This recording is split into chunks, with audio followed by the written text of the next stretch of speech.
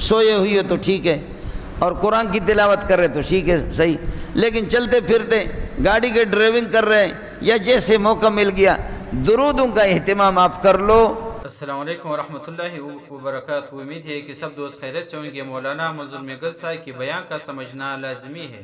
زبان پہ بوجھ پڑے گا، بلکہ اللہ تمہاری زبان کو اور تیز کر دے گا، دماغ کو اور روشن کر دے گا، سینے کو اور روشن کر دے گا، کانوں کی قوت سنوائی کو اللہ پاک اور یہ ہے کہ اس کو تیز کرے، قوت گویائی کو، اس کو سننے کی قوت سماعت کو اللہ اور تیز کر دے گا، اور پریشانی آپ کی کم ہوگی۔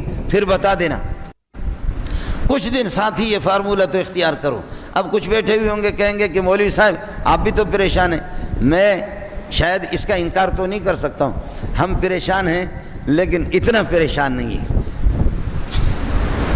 پریشان ہوں گے، اور اگر میں پریشان ہوں تو میں بھی تو چور ہوں، پھر نہیں پڑھتا، اور اگر میں پریشان ہوں تو پھر میری کوتاہی ہے کہ میں بھی پیارے محمد کو گفٹ نہیں بھیجتا، اس کو درود نہیں پڑھتا۔ درودوں کا اہتمام کر لو۔ فرمایا کہ جبریل آئے میرے پاس، خرچہ کیا ہوتا ہے؟ 5 روپے لگتے ہیں آپ کا یا 10 روپے لگتے ہیں؟ تھوڑی سی زبان کو ہلانا ہے، تھوڑی توجہ دینا ہے، پیارا نام اللہم صلی علی محمد وعلی آل محمد کما صلیت علی ابراہیم وعلی آل ابراہیم انکا حمید مجید اللہم بارک علی محمد وعلی آل محمد کما بارکت علی ابراہیم وعلی آل ابراہیم انکا حمید مجید۔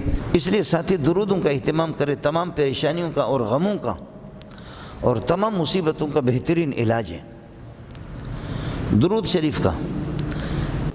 اس لیے سب سے بہترین آپ کے لیے آسان اللہم صلی علی محمد وعلی آل محمد کما صلیت علی ابراہیم وعلی آل ابراہیم انکا حمید مجید اللہم بارک علی محمد وعلی آل محمد کما بارکت علی ابراہیم وعلی آل ابراہیم انکا حمید مجید۔ اس کا اہتمام کر لے ساتھی، جس کو درود ابراہیمی کہا جاتا ہے، نماز کے دوران ہم لوگ پڑھتے ہیں، نماز کے آخر میں۔ شاہ ولی اللہ رحمۃ